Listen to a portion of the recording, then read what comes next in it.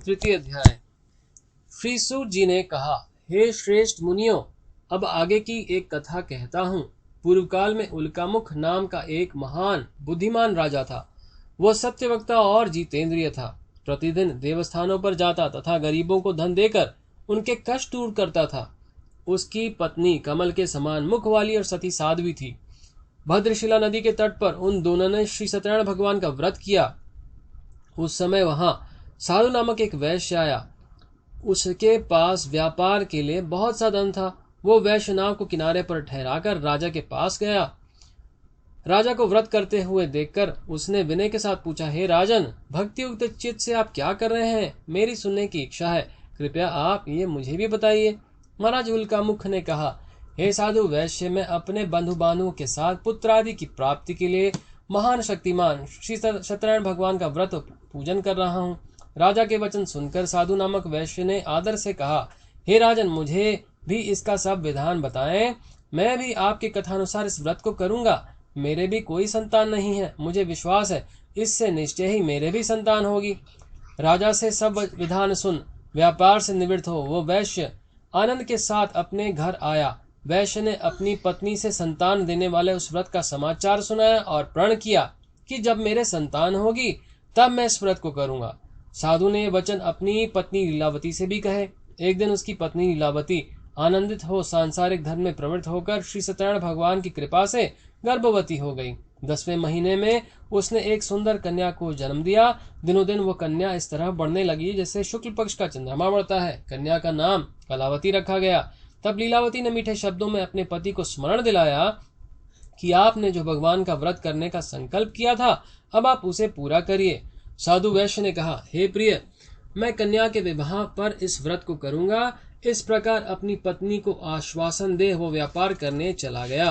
कलावती पितृगृह में वृद्धि को प्राप्त हो गई। लौटने पर साधु ने जब नगर में सखियों के साथ अपनी पुत्री को खेलते देखा तो एक दूत को बुलाकर कहा कि उसकी पुत्री के लिए कोई सुयोग्य वर देख कर लाओ। साधु नामक वैश्य की आज्ञा पाकर दूत कंचन नगर पहुंचा और खोज कर और देखभाल कर वैश्य की लड़की के लिए एक सुयोग्य वणिक पुत्र को ले आया। उस सुयोग लड़के को देखकर साधु नामक वैश्य ने अपने बंधु बांधुओं सहित प्रसन्नचित होकर अपनी पुत्री का विवाह उसके साथ कर दिया। दुर्भाग्य से वह विवाह के समय भी सत्यनारायण भगवान का व्रत करना भूल गया। इस पर श्री भगवान क्रोधित हो गए। उन्होंने वैश्य को श्राप दिया कि तुम्हें दारुण दुख प्राप्त होगा। अपने कार्य में कुशल साधु नामक वैश्य अपने जमाता सहित नावों को लेकर व्यापार करने के लिए समुद्र के समीप स्थिर रत्नसारपुर नगर में गया। दोनों ससुर जमाई चंद्रकेतु राजा के उस नगर में व्यापार करने लगे। एक दिन भगवान सत्यनारायण की माया से प्रेरित होकर एक चोर राजा का धन चुराकर भागा जा रहा था। राजा के दूतों को अपने पीछे वेग से आते देखकर चोर ने घबराकर राजा के धन को वहीं नाव पर चुपचाप रख दिया जहां वो ससुर जमाई ठहरे हुए थे और भाग गया। जब दूतों ने उस साधु वैश्य के पास राजा के धन को रखा देखा तो ससुर जमाता दोनों को बांध कर ले गए और राजा के समीप जाकर बोले, हम ये 2 चोर पकड़ कर लाए हैं, देखकर आज्ञा दें। तब राजा ने बिना उनकी बात सुने ही उन्हें कारागार में डालने की आज्ञा दे दी।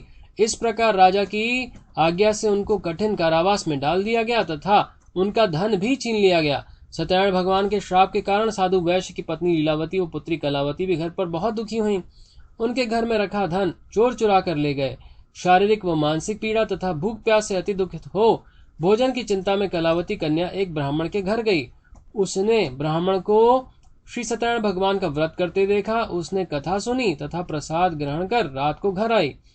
माता ने कलावती से पूछा, हे पुत्री, तू अब तक कहाँ रही व तेरे मन में क्या है? कलावती बोली, हे माता, मैंने एक ब्राह्मण के घर श्री सत्यनारायण भगवान का व्रत होते देखा।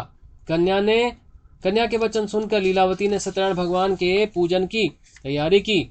उसने परिवार और बंधुओं सहित श्री सत्यनारायण भगवान का पूजन और व्रत किया और वर मांगा कि मेरे पति और दामाद शीघ्र ही घर लौट आएं। साथ ही प्रार्थना की कि हम सबका अपराध क्षमा करो। श्री सत्यनारायण भगवान इस व्रत से संतुष्ट हो गए। उन्होंने राजा चंद्रकेतु को स्वप्न में दर्शन देकर कहा, हे राजन, जिन दोनों वैश्यों को तुमने बंदी बना रखा है वे निर्दोष हैं, उन्हें प्रातः ही छोड़ दो। उनका सब धन जो तुमने ग्रहण किया है लौटा दो, अन्यथा मैं तेरा धन, राज्य, पुत्रादि सब नष्ट कर दूंगा।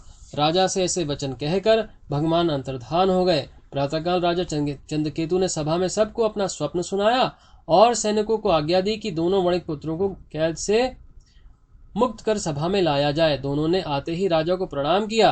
राजा ने कोमल वचनों में कहा, हे महानुभावों, तुम्हें भाविवश ऐसा कठिन दुख प्राप्त हुआ है, अब तुम्हें कोई भय नहीं है, तुम मुक्त हो।